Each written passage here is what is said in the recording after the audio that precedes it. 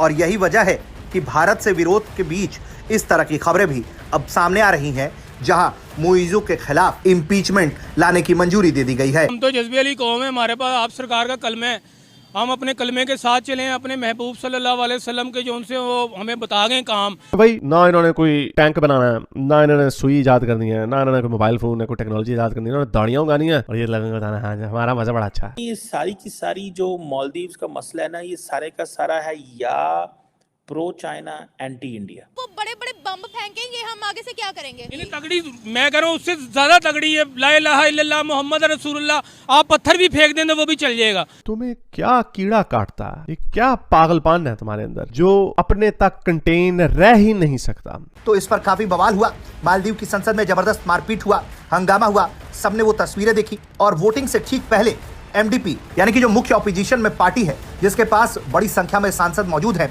उसने एक व्हिप जारी कर दिया और 4 कैबिनेट मंत्रियों को अप्रूवल को डिनाई कर दिया। मालदीव्स के प्रेसिडेंट ने गलती ये कर ली कि उन्होंने एक एंटी इंडिया स्टांस लेके वो चाइना चले गए, पहले वो टर्की चले गए। देखिए, आपने कोई भी जो फैसला करना होता है ना, that should be in the best interest of the people of the country. That Maldives की पार्लियामेंट की वीडियो बहुत ज्यादा वायरल हो रही है, जहां पर पॉलिटिशियंस आपस में ही एक दूसरे को मार रहे हैं, पीट रहे हैं, बड़े बुरे तरीके से जूते मार रहे हैं, थप्पड़ मार रहे हैं। To be a popular leader, और इसलिए उन्होंने ये सारी की सारी ये जद्दोजहद कर रहे हैं कि वो एंटी इंडिया प्रो चाइना होने की कोशिश कर रहे हैं। ठीक है जनाब। अब जो इन्होंने प्रो चाइना हुए, उसकी वजह से मैं ये ज़ाती तौर पे समझ सकता हूँ कि इंडिया का जितना असर व सूख और इन्फ्लुएंस मालदीव्स के अंदर है, कोई बैद नहीं है कि इंडिया जो है वो प्रेसिडेंट मौजू को रिमूव करवा दे। आप इस चीज़ को अंडर एस्टिमेट ना करें, इस एलिमेंट को, कि इंडिया, अब देखें ना, इसके पीछे भी कॉन्टेक्स्ट है ना, कि इंडियन फौजियों को, सोल्जर्स को कहा गया कि आप निकलें वहाँ से।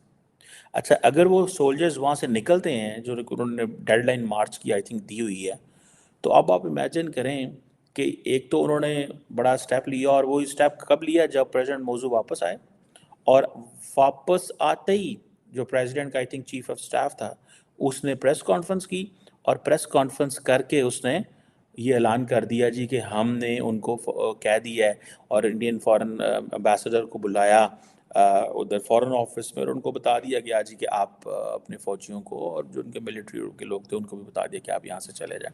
सो मैं समझता हूँ, ज़ाती तौर पे मेरी जो राय है वो ये है कि अगर क्या इंडिया वहाँ पे मेंबर पार्लियामेंटेरियंस को पुश कर सकता है, एक जिसे कहते हैं ना, इस तरह के आपने you have to just wink, ठीक है जी, and then things get done, that's kind of an influence. अगर India is able enough and capable enough, अगर India is able enough and capable enough to do this, तो अब आप imagine करें कि कुछ भी हो सकता है। ठीक है जी। अब मालदीवियन मीडिया ने इसको रिपोर्ट कर दिया कि मालदीव की अपोजिशन पार्टीज प्लान कर रही हैं इम्पीच करना प्रेसिडेंट मोहम्मद मुइज़ू को। मालदीव्स की पार्लियामेंट के अंदर बड़ा दंगा फसाद हुआ है। ये वही मालदीव्स है जिसने भारत से बदतमीजी की थी, और उनकी अपनी जो सियासी जमातें हैं ना, वो गवर्नमेंट के खिलाफ हो गई है। तो भारत दुनिया के लिए अहम क्यों है? ये देखें, ये भारत जो पहले था पीछे, अब वो आगे है। वो इसलिए आगे हैं, हम लोग जो उनसे है ना, वो एक दूसरे के पाँव खींचते हैं। तो जो एक दूसरे का पाँव खींचते हैं ना, तो अल्लाह ताला उसके साथ नहीं होता।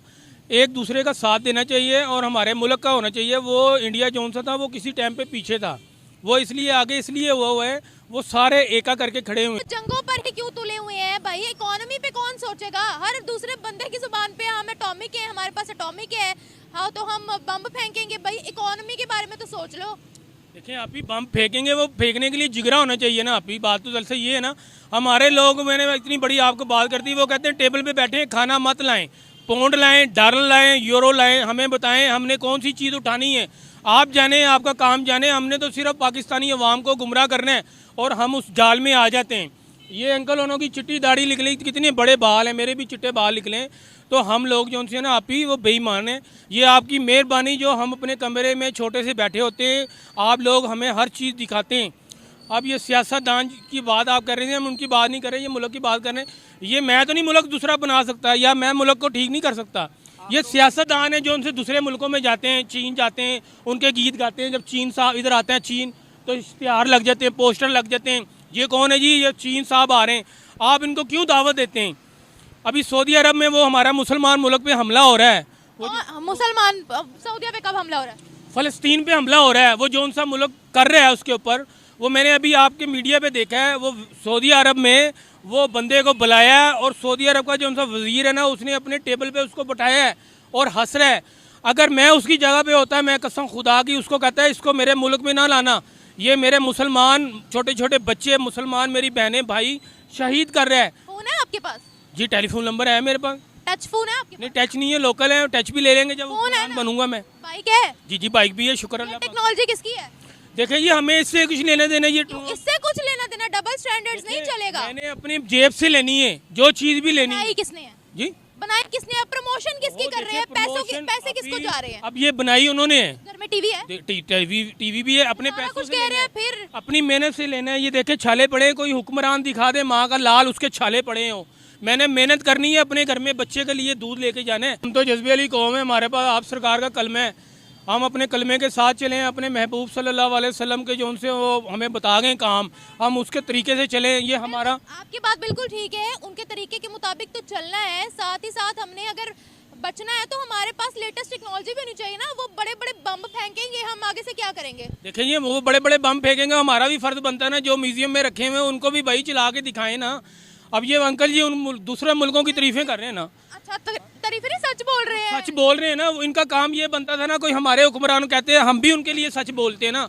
हमारे लिए हुक्मरान हमारे लिए क्या करके जा रहे हैं? कहते हैं ना जंग, तो हम तब भी उनको आगे से जवाब दे सकते जब हमारे पास उससे तगड़ी टेक्नोलॉजी होगी। नहीं तगड़ी, मैं कह रहा हूँ उससे ज्यादा तगड़ी है, ला इलाहा इल्लल्लाह मोहम्मद रसूलुल्लाह। आप पत्थर भी फेंक दें तो वो भी चल जाएगा।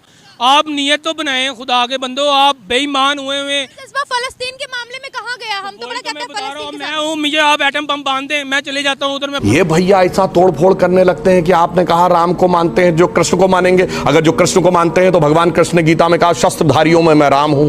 अब आप कहेंगे जो शंकर को मानते हैं तो शंकर जी ने भगवान राम की स्तुति में जय राम रमा रमनम शमनम भवताप भयाकुल पायम, जाके पढ़ लीजिए रामचरितमानस में। अब आपने कहा कबीर के राम जो है वो सगुण राम नहीं है, तो मैं कबीर की एक शब्द कोट करता हूं, दुल्हन गाओ मंगल चार, हमरे घर आए रे राजा राम भरतार।